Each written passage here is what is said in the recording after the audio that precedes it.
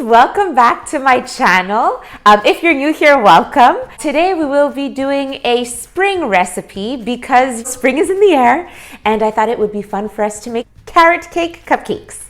So that's what we'll be doing today, and we're going to be decorating them with Russian piping tips. If you guys don't know these, they're piping tips that allow you to decorate cakes or cupcakes, making it look like flowers. So you can have different tips for roses, tulips. They're beautiful. I bought mine on Amazon. They're not very expensive, and I just think they add a beautiful spring touch to our desserts. If you're interested, please stay tuned because that's what we're doing today. All right, so the first thing that you're gonna wanna do today is preheat your oven to 350 degrees Fahrenheit. Once you have your oven preheating, we're ready to get right into the cake. So here are the ingredients we'll be needing today. 1 3/4 cups of all-purpose flour, 1 cup of granulated sugar, 3/4 cups of unsalted butter, 1 teaspoon of baking powder, 1/4 teaspoon of baking soda, and 1/2 teaspoon of salt, 1 tablespoon of cinnamon, and 1/4 teaspoons of ground nutmeg, 1/2 cup of whole milk, room temperature, 1/4 cup of sour cream, once again room temperature, 1 large egg, 1 tablespoon of vanilla extract, and 2 cups of shredded carrot. All right, so to begin, we are going to add our dry ingredients to our stand mixer. So we have our flour, our sugar, our spices, and finally our baking powder, baking soda, and salt. So you want to make sure your stand mixer has the paddle attachment, and you want to let this go on low speed just for a few minutes. We just want to make sure all these dry ingredients get mixed through. All right, so for this recipe, we're actually using the reverse creaming method. So rather than starting out with butter and sugar that you cream before adding the rest of your ingredients, we're actually starting with the dry ingredients to which we're adding our butter. So this is just a different technique that allows us to get a very moist and beautiful crumb. So that's what we're gonna be using today. So in order to get this done right, we need to cut our butter into cubes, and we want the butter to be room temperature.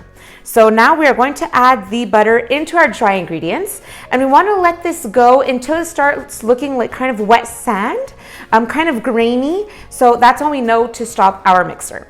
So I'm just going to open this here, pop my cubed butter in, and then I'm going to let this go on low to medium until the mixture looks like wet sand.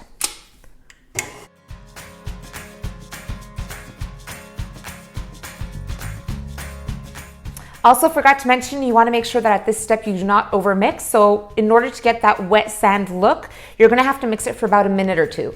Don't go over 2 minutes, okay? Trust the process. If your butter was room temperature and you've mixed it for 1 minute to 2 minutes, you're good to go. So at this point, we are going to add in our 1 egg that's also at room temperature, and we're going to let this go again on low speed for a few minutes.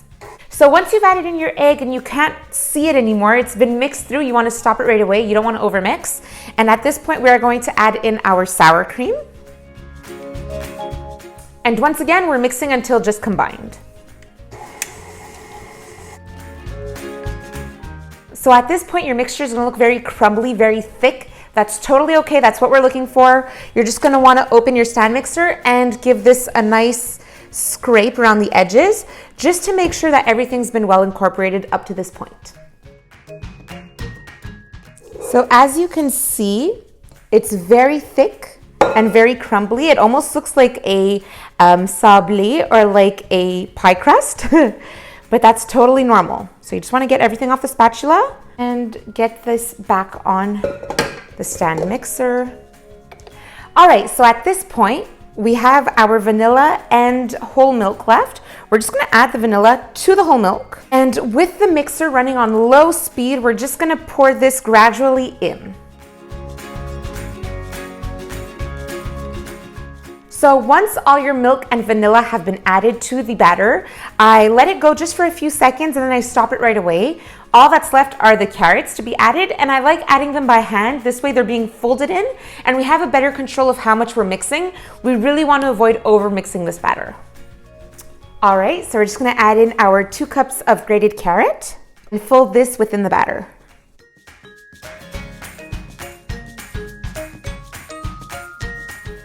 So at this point, if your batter looks a bit thick and lumpy, that is totally okay, totally normal. Don't worry about it. All right, so I have my cupcake tin lined with parchment cupcake liners that I've slightly sprayed just to make sure that the cupcakes come out nicely and don't stick.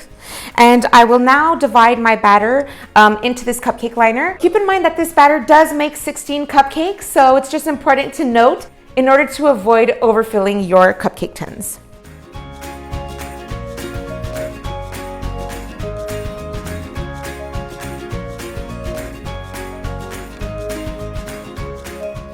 All right, so once you've filled up your cupcake tin, you can pop this in the oven for about 15 to 18 minutes.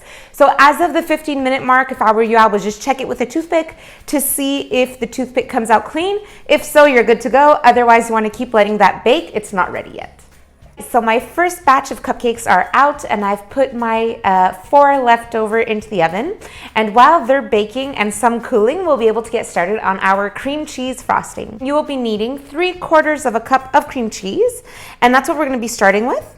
So you want to pop this in your stand mixer fitted with the paddle attachment, and you want to whip this for a good 3 to 4 minutes. You want to get it as creamy as possible.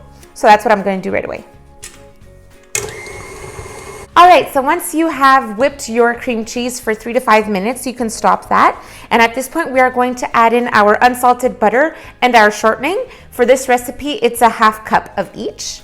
So I'm just gonna add this in, and then we're gonna let it whip again for another 3 minutes approximately. So in order to make sure that all 3 ingredients come together, you wanna stop it every minute or so and scrape down the edges of your bowl.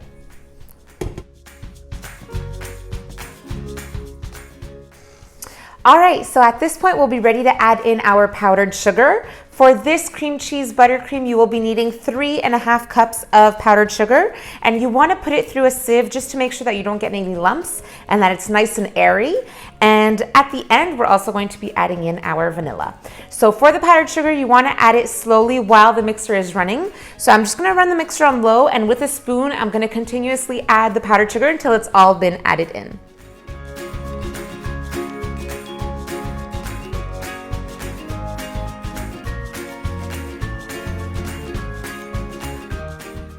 All right, so once you've added in all the powdered sugar, you want to increase the speed to high and let it go for a good 3 minutes. You want this buttercream to get nice and creamy and fluffy. All right, so now that our buttercream is ready, we'll be ready to tint some of it in order to make the prettiest tulips on our cupcakes. So today I'm going to go for some light pink tulips. So I'm just going to take some of my buttercream, and it really doesn't have to be much for this. Just let's say that much. And I'm gonna tint this a nice light pink. Obviously, you can do it whatever color you want. You can do them yellow, you can do them violet, you can do them peachy. I'm doing them pink this morning. So I'm just gonna add 1 little drop because I really don't want it to be overpowering. I want it to be a nice spring-like color. So I'm just gonna mix this through and see if we like what we get. I think that's beautiful. So this will be the color of our tulips. Since I've been making these like tulip cupcakes or tulip cakes, something that I really like doing is making the outside of the tulip the color and the center keeping it nice and white. It makes it look a bit more realistic, and it's really, really easy to achieve. So this is how you do it. You're just gonna take your piping bag, and in your piping bag, you're gonna put the tip. This is the nozzle I was referring to earlier, the Russian piping tip. As you can see, it looks a bit different. So this is for a tulip. So I'm gonna put this in the bag. And because I'm alone in the kitchen, I just like putting my piping bags like so in a glass. It just makes it that much easier for me to get the buttercream in there without making a huge mess. All right, so what we're gonna do, we're gonna take this beautiful cream cheese buttercream, and we're only gonna line the edges of the piping bag. Okay, so you're gonna take it, and with a spoon, come in and line the edges of the bag, just like so.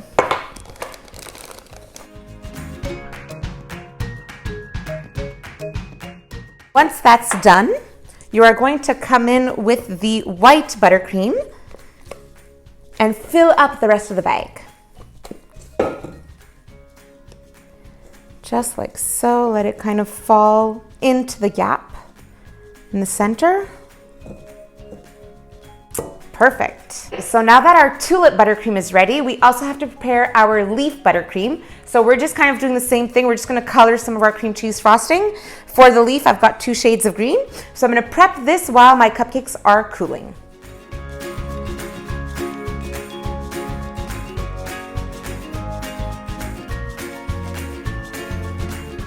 Alright, so for my leaves, I've got this piping tip that's going to make a beautiful leaf shape. So I'm just going to do like before, set up everything on the glass, and I'm going to fill up my piping bag.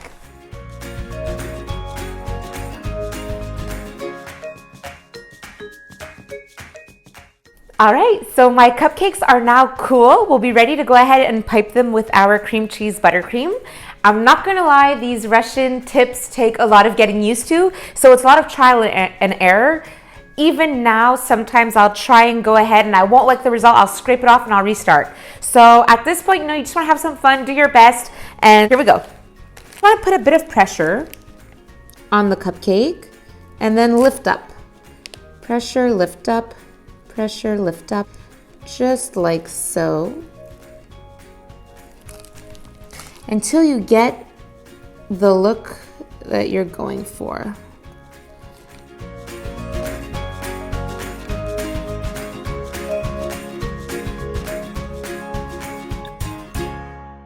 And then once you're happy with these, you want to come in with your green buttercream and add a few leaves in and around the tulips just to make it look a bit more realistic.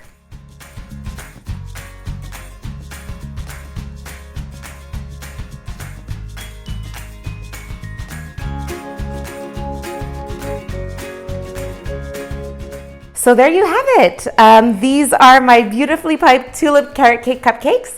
So I hope you guys enjoy, and you know what, even if you don't have the Russian piping tip, this is an amazing carrot cake recipe. It is delicious. So by all means, no matter what equipment you have at home, I would highly suggest you try these out.